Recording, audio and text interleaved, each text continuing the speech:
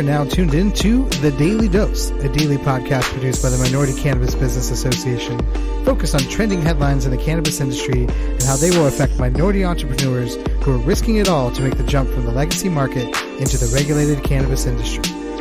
If you support an equitable cannabis industry, then you're an ally of MCBA, and we want you to join the movement for a better tomorrow. Now sit back and relax. We've got your daily dose loading up. Special shout out to this month's sponsor of the show, Indiva Advisors. You can check them out at indivaadvisors.com. They are a leading accounting firm dedicated to the cannabis industry. They navigate complex tax, financial, and regulatory changes to make sure that your business is compliant and efficient. They focus on you so you can focus on your business. You can check them out at indivaadvisors.com. That's INDIVA advisors.com. Now we'll get right into today's headlines and today's Daily Dose.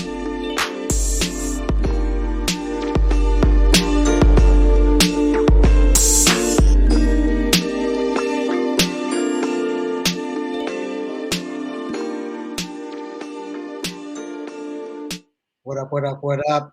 Aloha, everybody. Welcome back to another Daily Dose. I'm your host, Kaliko Castillo, president of the board here at the Minority Cannabis Business Association. As always, joined by my co-host, Precious. What up, Precious? Hey, everyone. Welcome to episode 23 of the Daily Dose. And Kaliko, I know you were excited about this one because this is around your area. And I'm also excited to learn about how this is going to create long-term impact. So. Yeah, absolutely. Today's story is coming out of Washington State.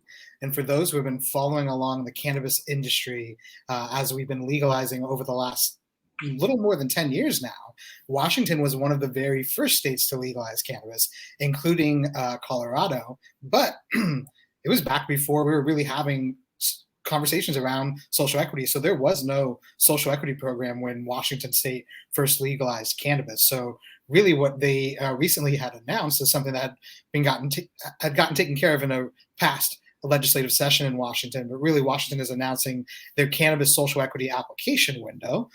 This is an article out of ganjapreneur.com. Graham Abbott writing this story. Washington cannabis regulators announced that the 30-day application window for the state's social equity retail licenses will begin on March 1st, right? So it's just just like 3 weeks away. February is a short week. We're at the end of January here. So this is straight out of the ganjapreneur.com article. The Washington State Liquor and Cannabis Board announced this week that the application window for cannabis social equity licenses will begin on March 1st and will continue for 30 days. Applicants will have until March 30th at 5 p.m. to complete and file their applications. Under Washington's Cannabis Social Equity Program, regulators are making available 44 retail licenses that were forfeited, canceled, revoked, or never issued. The licenses will be available in jurisdictions across the state, the agency announced in the email.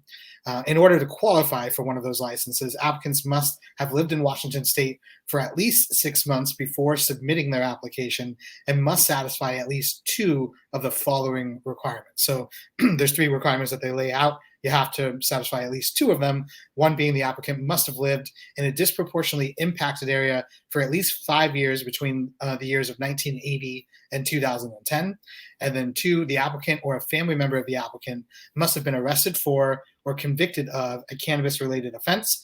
And number 3, the applicant's household income in the year before applying must have been less than the median household income within Washington State of $82,400 a year. So this is something that, like we said, is opening up on March 1st. There's a 30-day window to apply for 44 retail licenses. These are basically licenses that have just been sitting off, not being used. So Washington State has decided these are something that we can actually set aside for social equity applicants. And then these applicants must actually meet 2 of these 3 requirements that we just listed. So super interesting that this is happening once again, 10 years, more than 10 years after legalization actually happened in 2012 in Washington State. It also said that the Liquor Control Board is planning to have upcoming webinars on January 24th, which would have been earlier this week, and January 28th that will help the social equity applicants navigate the licensing process. So once again, super interesting that we see one of the very first states to legalize more than 10 years ago finally coming back and providing at least 44 retail licenses for social equity applicants. I think it's cool to see this happening. I know Oregon last year in the last legislative session also tried to pass a social equity program, and it actually ballooned into a much larger equity investment act that didn't have anything really to do with cannabis. So it's super fascinating to see some of these early states going back and trying to retrace their steps a little bit. But what are your thoughts about this, Precious, knowing that this is one of the early states that are legalized and they're actually going back in time to try to have a social equity program? I mean, my initial thought was, well, what was going on in those 10 years that they didn't want to further provide access for social equity licensees to come into a market?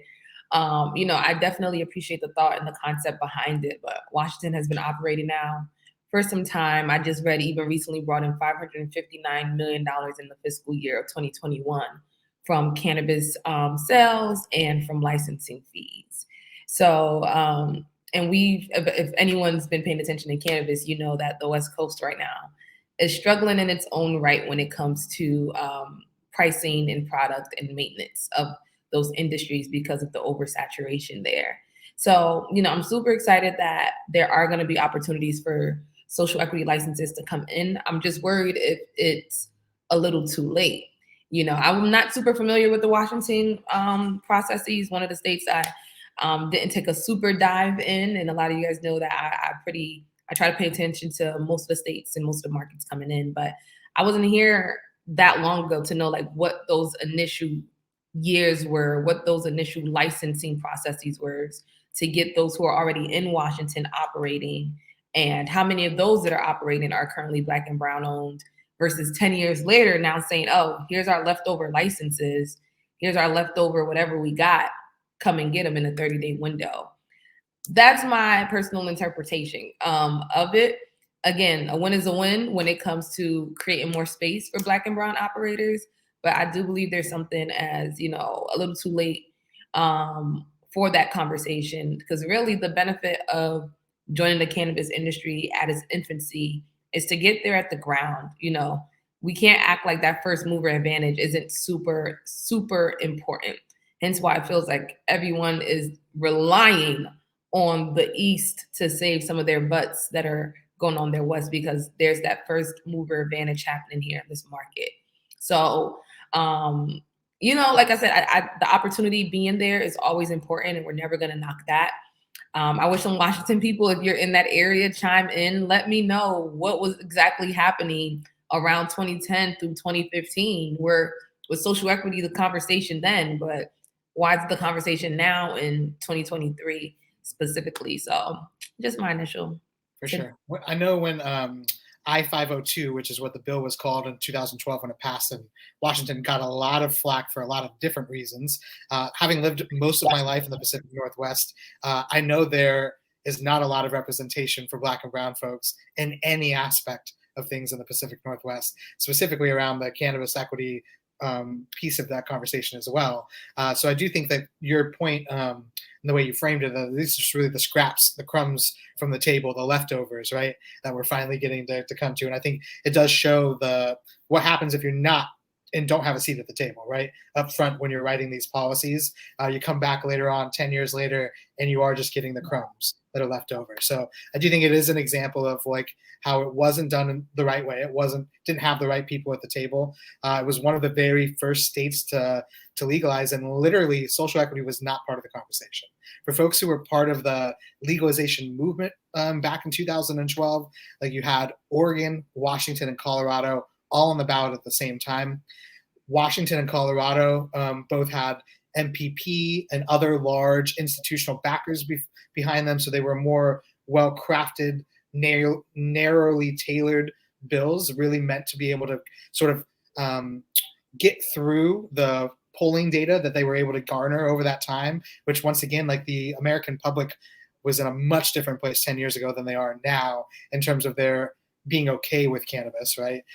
So I think it just was a much different world. And if you think about it, MCBA was founded in 2015, right? So it was only 7 years ago that MCBA started and really helped, along with other stakeholder groups, really shift the narrative in social equity and make sure that that's always now part of the legalization conversation. But 3 years prior to MCBA even starting is when the first states legalized, and there was no conversation around that. And most of the time, there was no Black and brown people in the room, period, when those policies were being written or being talked about, right? Like I came up in the advocacy world in Oregon, was often one of the only brown people in the room. So it is really, I think it's really important for you to sort of underline what you said about it being the crumbs and sort of where have you been the last 10 years. But I also think it's really important for us as advocates to really understand how far we've come, and the fact that like new states cannot do what the old states did, right? And that's why you saw some states in this last election even fail, because people didn't think it went far enough, right? It didn't actually center Black and brown folks who were at the center of prohibition. It didn't center them in the new view of what it could look like. Yeah, no, absolutely. And even in the verbiage from the release coming out from Washington, it said revoked unused licensees, So it just leaves that to say, social equity has to be at the forefront, like you mentioned, as we're talking about new states, because this is essentially what happens. 10 years later, you're looking around, the space is crowded, and now they want to allow opportunities for Black and brown operators to come in. And then I know you talked about some of the specifics that make you qualify for those equity licenses. That should have been at the very front. You are a family member who's been convicted of cannabis. I was just reading something from the Parabola Institute. Shout out to Shailene. Really just about how the fact that cannabis sales are growing and people are still sitting in prison for cannabis is the complete opposite of what this industry is supposed to be doing. Honestly, if there was like a decision that said halt all cannabis sales until everyone is out, I would be hitting that button. Because when you come out, and even when you talk to folks, imagine the trippiness of coming out of prison one day and then being able to walk into a dispensary. Like, that has to be like the most trippiest, craziest feeling, the most disheartening feeling in the world. And time is something that we do not have the luxury of in life. So again, I'm so happy that, you mentioned when MCBA was founded and the work we've been doing, and not just us, but many other advocates who have seen that sort of narrative and are looking to change it and beat the ground, especially in Virginia. We've talked about Virginia before, and I always go back to as the what we don't want to happen. And we're seeing it in real time, social equity policies be stripped from those pieces of legislation that was so hard worked on by the advocacy groups down there. So as long as we're vigilant, and as long as literally, if you're in the cannabis industry, you can't ignore that fact. I'm optimistic that the new states, the new markets will start to, change it up. Again, we talk about New York all the time and their direct attack on social equity, wanting to make sure that those people who were incarcerated were at the forefront. However they did it, the details and the semantics we go back and forth on, but it's just the overall thought there. And like I said, shout out to those people who want to apply. Make sure you get your application in by the deadlines. Either way, a win is a win, and we definitely hope to see you guys operational and successful. Yeah, we definitely hope that some MCBA members will be able to take advantage of this opportunity, and hope that they'll be able to go into business here. So definitely keep us in the loop, as if you are somebody who's going to apply for one of those spots. Once again, it opens up on March 1st, so just a few days away, or excuse me, a month away, and then it's going to go through March 30th. So it will be open for just 30 days, only 44 retail operation licenses. So it's going to be a really big deal. While I'm chatting about this, Precious, can you find the link for our committee sign up and see if we can drop it in the chat? One of the things I wanted to make sure that we brought up as you were talking about Virginia and some of these other places where things are not going the way we want them to go, I think it's every bit as important that we're getting involved, right? And that's why we exist as an organization, is to advocate for better policies for Black and brown entrepreneurs, give you guys resources, and make sure that you can do the networking to grow your business. So if you are a member already, we're going to drop a link in the chat here in the comments, and we'll put it in the show notes as well. Please sign up for one of our member-led committees. one of which is our policy committee and one of which is going to be our grassroots committee, but both which will play a role in making sure that we have equitable policies going forward at the state and local level. So if you are a member, please make sure you're clicking the link that we just dropped into the comments to sign up for one of our member-led committees. If you are not a member, please make sure you go to minoritycannabis.org, sign up as a member today for as low as $100 a year. We'd love to get your input, love to have your help, because this is a fight that continues. As you see, even 10 years after the initial legalization, people are still working on this issue in Washington. So 10 years from today, in 2032, there's still going to be plenty of work being done in a lot of these states. And we want to make sure that we're around then to make sure that we're able to continue to affect policy and affect change. So make sure you're going to minoritycannabis.org, signing up as a member. If you are a member, please join the committees. We're going to kick off membership or meetings of those next month. So want to make sure that we're able to start chiming in on some of these bills as they pop up for votes. So anything else we want to hit people with before we drop today, Precious? No, shout out to everyone that attended.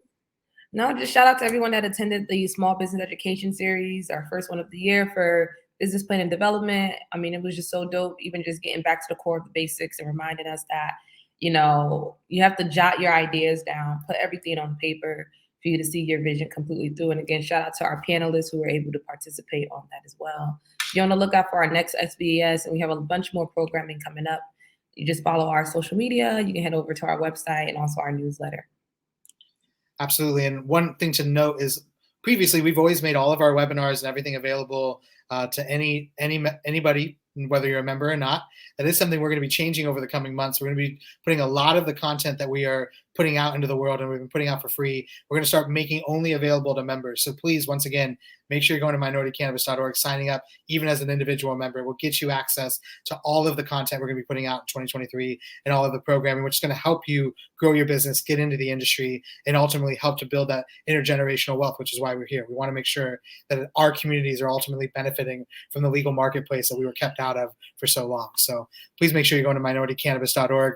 Keep liking and subscribing either on our YouTube channel or on the podcast portals. But really appreciate you joining us, Precious, all the work you've been doing, and everyone else for listening. We'll see you guys tomorrow for another episode of The Daily Dose. Aloha. Bye.